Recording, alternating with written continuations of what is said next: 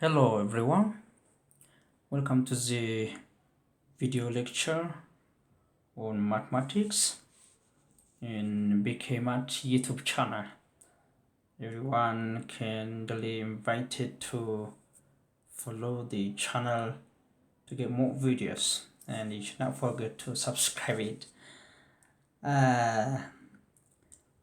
This lecture is devoted to Fourier Series, the Fourier Series expansion.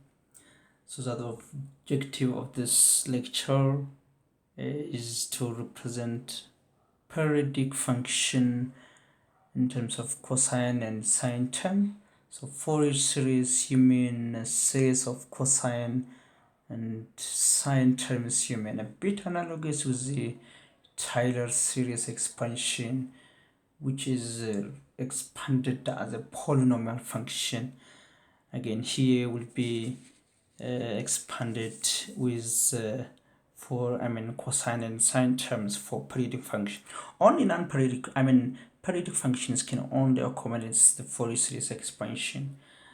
Non-periodic function would not be represented through the Fourier series expansions, you may.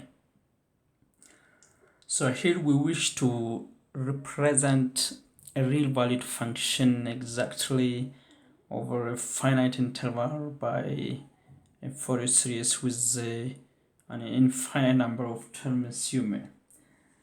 So given a periodic function, we represent as a cosine and sine term. This is the precise definition what periodic function is generally. Fourier series expansion of the periodic function. All right, good. I think this is the definition of the Fourier series. So the Fourier series of f of x on minus L is defined as f of x n0 as n indexed from 1 up to infinity, and cosine of n pi x over L plus bn sine n pi x over L, where n0, n, and bn are called Fourier coefficients. The Fourier coefficients, that's the fully Fourier series of the function, which is defined on minus L. The function is periodic with TL, so we consider function as a periodic. F of which is f of x plus 2L, you mean f of x. Every 2L units the function duplicates in every 3L units. So if the function defined on symmetric interval from minus L to L, on this interval you mean, okay, on this symmetric interval, this implies the function has a period 2L. Every 2L units the function duplicates itself. So the Fourier series of this periodic function is defined as n0 plus n indexed from 1 up to infinity, n cosine of n pi x over L plus bn sine n pi x over L, where L in this case is half the symmetric or half of its period. Half of its period to L, then its half is L. So usually we use this notation general. L may be 2, L may be pi, L may be 3, okay, any form. But the first problem we tackle here is to try to find the coefficients n0, n, bn. Likely there is a very brief conceptual formula for the Fourier coefficients. n0, n, bn. n0 is 1 over 2L from minus L to L, f of x dx, n is 1 over L from minus L to L, f of x cosine of n pi x over L dx, bn is 1 over L from minus L to L, f of x sine n pi x over L dx. That's the Fourier coefficients. Sometimes we call Euler's formula, which is very crucial to complete the Fourier series expansion and not an and bn coefficients of the Fourier series. That's the coefficients of the Fourier series n naught, an, and bn. The far-reaching implication of this observation are outstanding. What we're finding n naught and bn are usually emanated from the concept of the Fourier series and orthogonal. The orthogonality concept works here to find n naught and bn. For instance, if you fix m, looking for an, we multiply this equation by sine of m pi x over L. If you multiply by sine of m pi x over L, we multiply sine of m pi x over L to find Bn. Okay, every function, each individual terms multiplied by sine of m pi x over L. Then integrate the series term by term. Finally, you get Bn, where Bn is here. Okay, this form. To find n, we multiply the equation of Fourier series, the definition of Fourier series, this by cosine of m pi x over n. Okay, we multiply by cosine of m pi x over L. Clearly, we fix m. Then you apply the idea of orthogonal function. Then finally you arrive to an, this formula. Again, in finding a naught, we just simply integrate over the interval minus L to L, integration from minus L to L, again integration from minus L to L, integration from minus L to L. This is the last, the series vanish remains with minus L to L of a naught dx. So that if you multiply, let's say if you are integrating from minus L to L of f of x, then dx, okay, this is x. So from minus L to L of a naught dx. So again, plus from minus L to L of this expression, again from minus L to L, that's 0 due to the orthogonal function from minus L to L. Last time we have addressed this issue. So this means because f of x is unknown, we don't know, so we're unable to compute the integral. A naught is a constant, so we have a naught, integration of dx is x at minus L and L. So we have a naught at x is L, at minus L is minus L, then it will be turned to L, to L. So to a naught then L, so which is equals to f of x dx integration from minus L to L. So to find a naught, we divide both sides by 2L to L. So this gives to a naught in the right side, so 1 over 2L in the left side.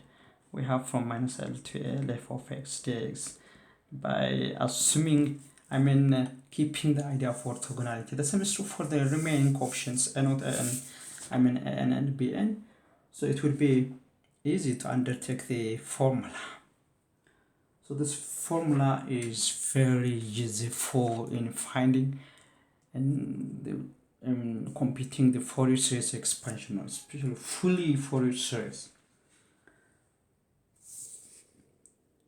But we have to show that whether this function is, the Fourier series expansion is valid for any x on the given interval minus L and L. This may not be exactly true always. We have to form the validity which tells about the convergence of the given Fourier series. The Fourier series, the above Fourier series expansion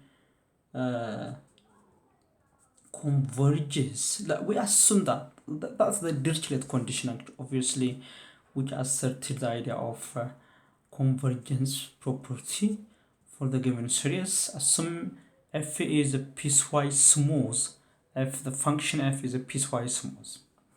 F is piecewise smooth. That means f and f prime is piecewise continuous on minus L. Continuous on a finite subinterval. If you divide this into subinterval, then every interval the function is continuous except at the endpoints. Then the Fourier series, the above Fourier series converges to the function f of x, or specifically at x naught. If x naught is a point of continuity, otherwise converges to the average of the right and the left hand limit. If x naught is point of discontinuity, okay, maybe likely x naught is a point of discontinuity, where f of x naught plus mean limit of f of x that extends to x naught from the right, again limit of f of x that extends to 0 from the left is f of x naught. So if x naught lies in the point of continuity of the function, then the Fourier series converges to that's valid. Otherwise, it converges to this form you may. So it doesn't work for all points in minus L to L, rather on the point of continuity that the Fourier series converges. So that's the Dirichlet condition in which under what circumstance that the given Fourier series converges to the function f of x. That means the function f of x is clearly exactly the same with the Fourier series expansion, when x is a point of continuity. Otherwise, it converges to the average of the right and left hand limit. Now, plus the examples which help us to develop the idea of Fourier series. Now, this is the Fourier series of the function. Looking for the Fourier series of f of x is 0 in between minus pi and 0. Again, pi minus x in between 0 and pi, and show that based on the Fourier series, you have to show the series is the sum of this infinite series is pi square over 8. The function is a piecewise continuous function.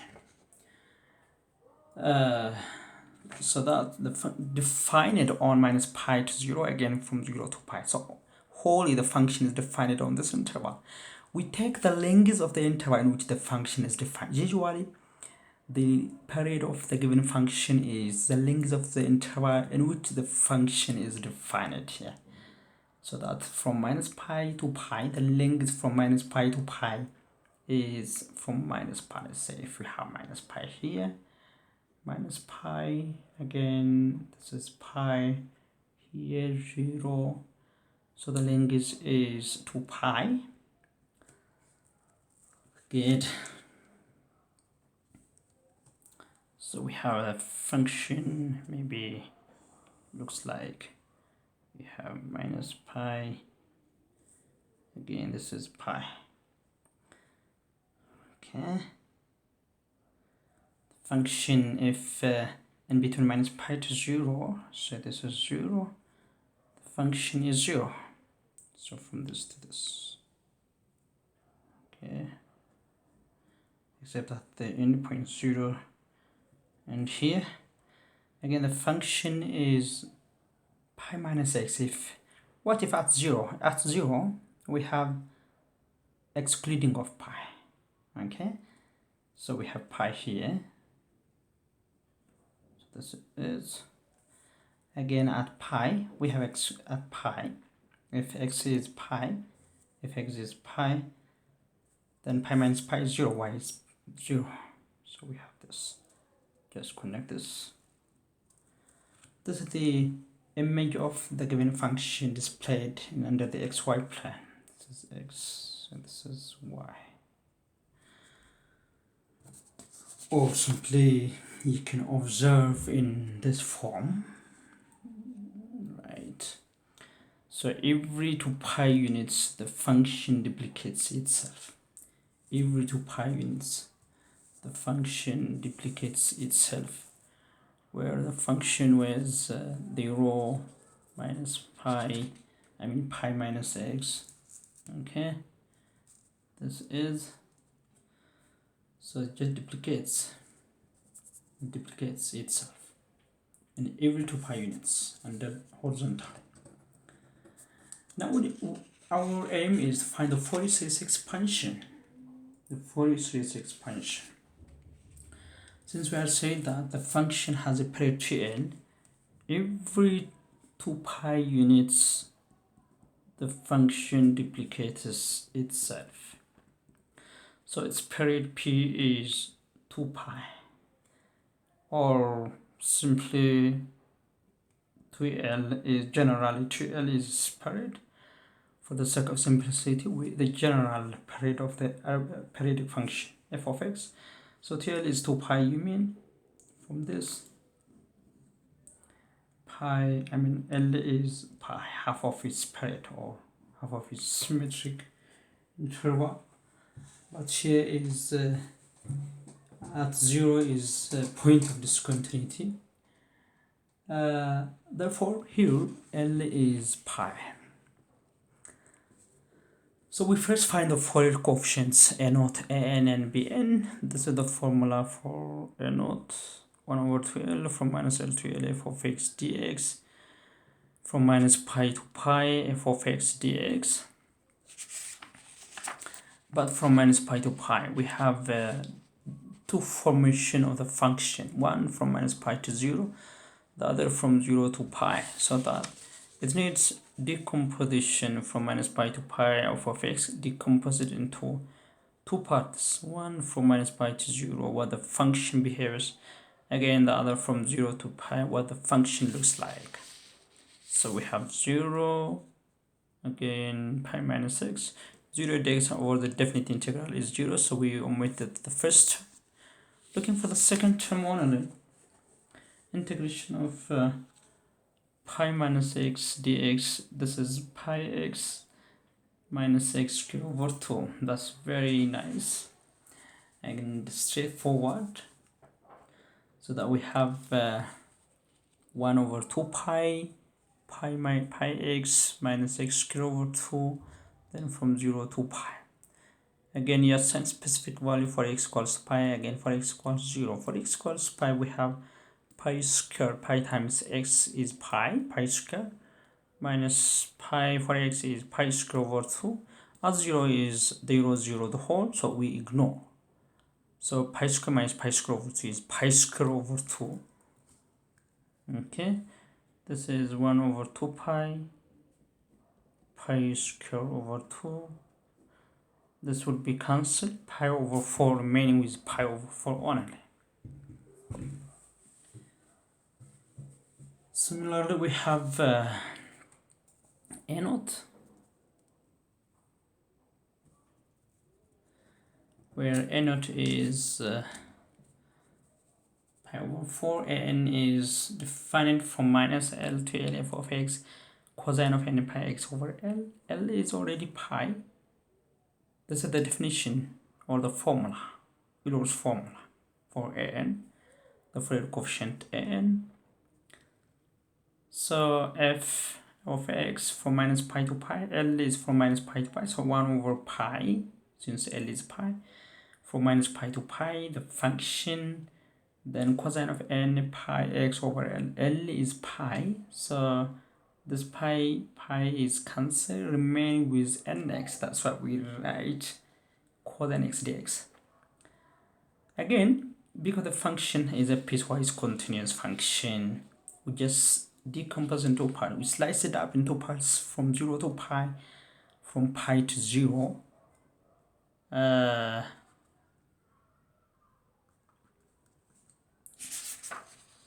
From minus pi to 0, and from 0 to pi.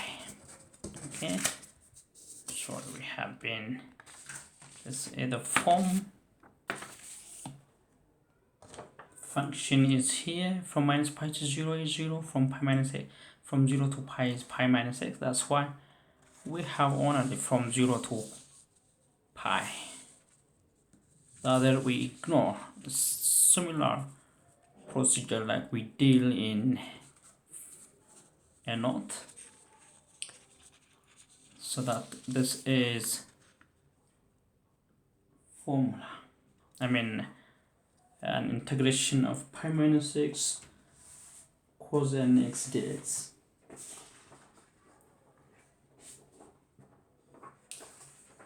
This will be integral through various methods. Let me show you using tabulation method. Pi minus x cos nx. This should be differentiated till we get 0. Again, this will be antiderivative, the anti-differentiation. Antiderivative of cos nx is sin nx over n. Again, this antiderivative is minus cos nx. Again, we have this traveling this plus minus. So we have pi minus x sin nx over n minus cos nx over n squared. We have minus positive. The signs are sines after we multiply of this chains.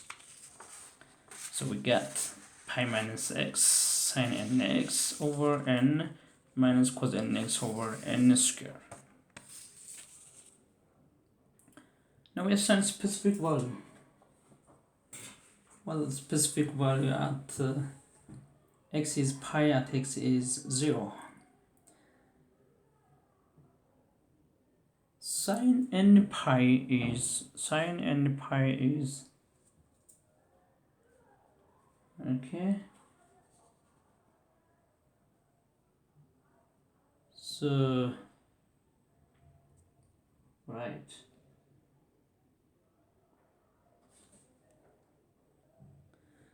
So sin n pi is 0. So again at 0, this is 0. At x equals 0. If x is 0, this is pi. Then sin 0 is 0. At pi again, pi minus pi is 0. So this is vanished. Remain with cos minus cos n pi. I mean nx over n squared. So at pi is minus cos n pi over n squared. Minus turns plus. So that we have cos 0 over n squared. Okay, because at pi is sin n pi is 0. So we have 1 over pi. At pi this is 0 because sin n pi is 0. And this at pi is we have minus cos n pi. Minus with this express at 0, sin 0 is not only at sin n pi is 0, because we have again the other criteria, pi minus pi is 0, so 0 times here is nothing. Now we have at pi minus cos n pi minus just turn it to plus. Then cos 0 over n squared. Okay. So we have this form: 1 over pi cos n pi is minus 1, the power of n over n squared, cos 0 is 1 over n 1 due to the sum, the common denominator n squared. We have pi n squared 1 minus 1, the power of n pi n squared. You mean this is 2 over pi n squared if n is odd, but 0 if n is even, because we have minus 1, the power of n is 1 for n is even, minus 1 for n is odd. If n is even, minus 1 the power of n is 1, so 1 minus 1 is 0, so 0 over here is 0. If n is odd, minus 1, so 1 minus of minus 1 is 2. That's why 2 over pi n squared. Okay, so we have an Similarly, Bn also computed through the formula 1 over L from minus L to L f of x sine n pi x over L dx. We have L is pi. Instead of L, I can substitute this form minus L minus pi to pi f of x. Since L is pi, pi by pi cancel it, remains with sine nx dx. Again, we decompose this to minus pi to 0 plus from 0 to pi some integral function, but the function f of x here is 0. That's why we ignore the first one, deals with the second one, and pi minus x sine of nx dx. Again, it's free to apply various method of integration, but let me show you this using the tabulation method. I think it's recommended if you have product function. One is differentiable to get the other is easily integrable. So we have this form pi minus x differentiation minus 1, then 0, stopped here. Again, this antiderivative is minus cos nx over n minus sin nx over n square. We use this chain, this minus 1 plus n minus 1, then the coefficient after we multiply here the product. So minus minus is sin nx over n square, but its coefficient is minus. So Bn is this form minus sin nx over n square. Again, at pi you mean this is pi, so pi minus pi is 0, this term is 0. We have 1 over pi, this 1 over pi minus pi is 0, minus sin n pi is 0, so we have 0 minus 0 at x equals 0. We have minus pi, minus of pi minus 0 is minus pi, so it turns to, maybe do not be frustrated here. If x is 0, we have minus pi. Again, cos 0 is 1, so over n. Then minus sin 0 is nothing. Okay, minus 0 here, so nothing. So this is 1 over pi, minus is plus, then pi over n. So pi by pi is cancelled, remains with 1 over n. Bn is 1 over n. So n is again, we have defined what n is before. N is this. You can find what a2. A2 is 0 because n is even. A3 is, you can insert 2 over 9 pi. 2 over 9 pi. F5 is 2 over 25 pi, and so on. Based on this formula I have already constructed. The same is true for Bn is B5, B2. This is for any n, and index formula. B1 is 1, B2 is 1 half, B3 is 1/3, and so on. Okay. And the Fourier series is using the definition of the Fourier series. We have a naught n cosine of n pi x over L plus bn sin n pi x over L. So this function is a naught is pi over 4, n is in place of n, bn. We substitute the values you have already obtained through the definite integration form. So this is the Fourier series expansion. That means the given periodic function is expanded or written or simply represented as a cosine and sine term. You can be expanded for n is equals 1, for n is equals 2, and so like. But if we have, what if the function is maybe, right, we have been looking for the function, original function, back to the original function 0. We need to show that the main question is show that the series is pi square over 8. This is the function. you remember that at x equals 0, the Fourier series cannot be converged. The given Fourier series you obtain would not be converges. Okay, this doesn't work for discontinuity. This is converges only for point of continuity.